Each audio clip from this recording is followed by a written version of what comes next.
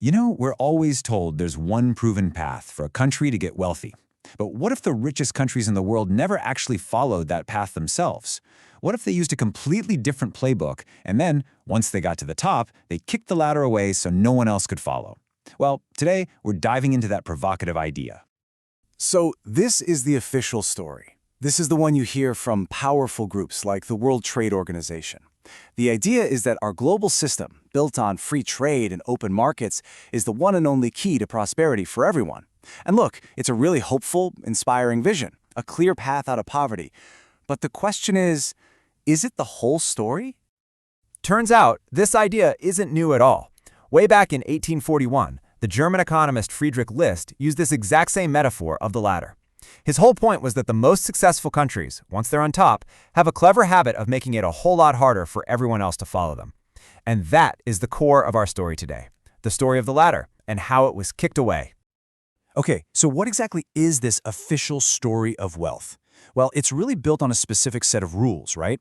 Things like keeping the government small, privatizing industries, and, this is the big one, embracing free trade with really low tariffs.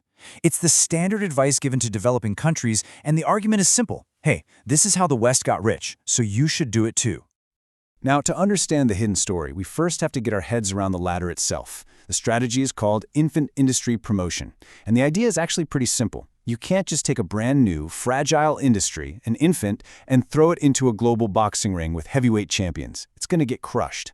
So the government steps in to protect it for a while, using things like tariffs and subsidies, just to give it a fighting chance to grow up and get strong enough to compete. And this brings us to the main event. Because when you look at the actual historical record, you find something amazing. Pretty much every single major developed country today, we're talking Britain, the USA, Germany, Japan, you name it, they all used this exact strategy of protecting their infant industries to build up their economic power. And then, only after they had a massive technological and industrial lead, they started telling everyone else about the wonders of free trade. They effectively kicked away the very ladder they just climbed. So if that's true, who are we talking about here? Who were the original ladder climbers? The answer? Well, it might just surprise you, because it completely flips the script on the national stories of the world's biggest economies. And here is the great historical irony. The two countries that are most famous for championing free trade, Great Britain and the United States, were, for most of their history, the most aggressive protectionists on the entire planet. They didn't just climb the ladder, they practically built the thing. Let's start with Britain. This wasn't some short-term policy for them. It started as far back as the 1300s, when they were trying to build up their wool industry to compete with the rest of Europe. And this strategy continued for centuries. I mean, even after the Industrial Revolution gave them this huge head start, they still kept high tariffs on manufactured goods. So, what about the US? Well, for a huge chunk of the 19th century, their entire economic philosophy was built in direct opposition to Britain's free trade ideas. You had politicians like Henry Clay who championed what they literally called the American system, which was all about protecting home industries and investing in infrastructure. And this wasn't some fringe idea. We're talking about guys like Abraham Lincoln, who was a die-hard protectionist. The numbers here, they just tell an incredible story. Okay, look at the UK in 1820, when its Industrial Revolution was well underway. Its average tariff on manufactured goods was a sky-high 45 to 55%. Now, look at the U.S. during its big economic climb. In 1875, tariffs were around 40 to 50%. And even in 1913, when it was becoming the world's industrial leader, they were still at 44%. It was only after they got to the top that they suddenly became huge fans of free trade. Just let that sink in for a second. 44%. In 1913, as the United States was solidifying its place as an industrial giant, its average tariff was 44%. It's really no wonder that one economic historian called America the mother country and bastion of modern protectionism. This is a massive historical fact that just gets completely written out of the official story we're told today. And this wasn't just a blip. Look at this timeline. You can see that American protectionism was a deliberate, long-term strategy that went on for more than 100 years. From the first big tariff law in 1816, all the way through the Civil War, and right up until World War II is over, the U.S. was consciously shielding its industries.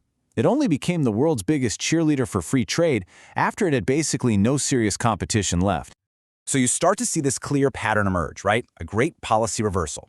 Once Britain in the 1800s and then the US in the 1900s had cemented their spot at the top of the economic food chain, their advice for every other country did a complete 180. Suddenly, the very ladder they had climbed was declared dangerous and outdated, and this new, much steeper path, free trade, was sold as the only way up. And you might think, well, maybe this was just a coincidence, but it wasn't. This quote here from a leader of the British free trade movement basically spells out the whole strategy. He argued that if countries like America and Germany adopted free trade, their own industries simply could not have flourished. So the push for free trade wasn't just about some noble economic theory. It was a powerful tool to keep their competitive edge. So how exactly was the ladder kicked away? Well, it happened in a few different ways. First, there was the constant preaching, right? Selling free trade as this universal truth. But there were also more aggressive tactics, like forcing unequal treaties on weaker countries that basically put a cap on how high they could set their own tariffs. They also controlled the flow of technology and used their massive colonial empires as captive markets for their own goods. Okay, so that's a fascinating, kind of hidden history. But why does any of it matter today? What does this mean for how we think about economic development right now in the 21st century? Well, this is where the story gets really, really relevant. And it leads us to a really weird modern paradox. Just look at the data. Between 1960 and 1980, a time when a lot of developing countries were using so-called bad policies like state intervention and trade protection, their income per person grew at about 3% a year. But then, from 1980 to 2000, during the peak of the good policy, free market era, that growth rate got cut in half. The policies we're told are bad actually delivered faster growth. And it's not just that developing countries are being pushed to adopt policies that rich countries never use themselves, it's that they're also being told they need to adopt these incredibly advanced institutional standards, like super complex patent laws and financial regulations that took today's rich countries centuries to figure out.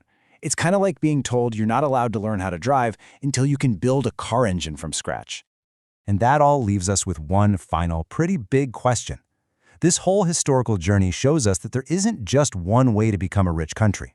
The world's wealthiest nations forge their own unique paths, often using the very tools they now forbid others from using.